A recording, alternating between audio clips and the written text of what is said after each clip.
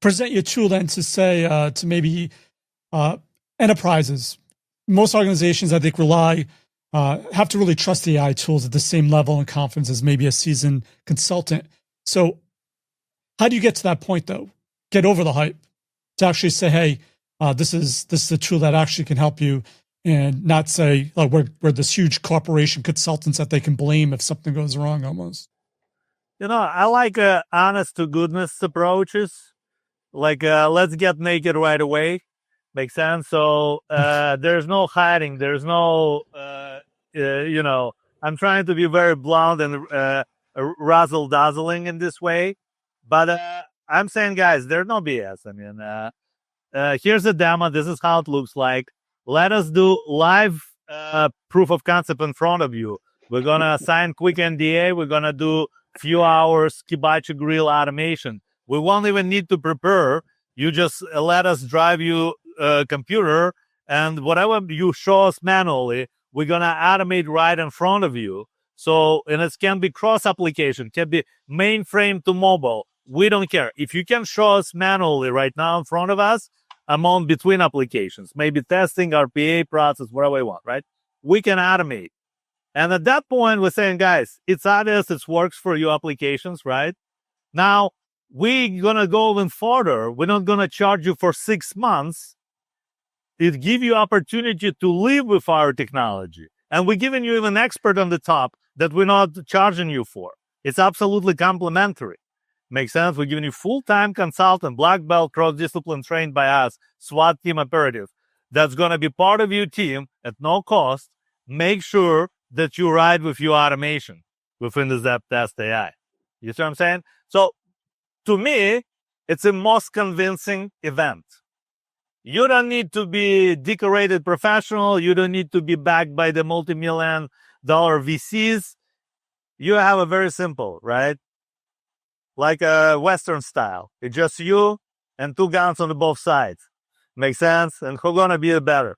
Okay, guys, let's wrap things up. Any final thoughts? I think the interesting thing about that, one final thought, and Alex, I think this is largely derivative out of probably conversations we've had before, but maybe this is finally the time when the IT world really takes over IT from business. And I think that's what ultimately we're at that inflection point.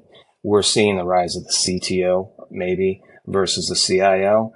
And nothing against the position, but I think a lot of people who've been around understand what I'm saying, that, people who've grown up and had a full career in IT probably are capable of making decisions and understanding budget versus picking up, you understand budget and know nothing about IT.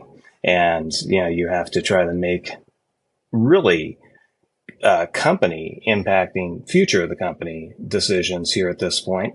So this particular moment of truth with new technology and everything, it probably behooves just more of these conversations, more of this open thoughts on technology, because I think we're in for a wild ride and you want the right people guiding you down that path, whether that be, it's going to be a mix of external consultants, and your approach is perfect. I'm all on board with that. It's the entire thing. I think that there's going to be a lot of people needing to spread a lot of knowledge across a lot of different industries we don't typically think about to get through this, and it'll be fun. So those are mine.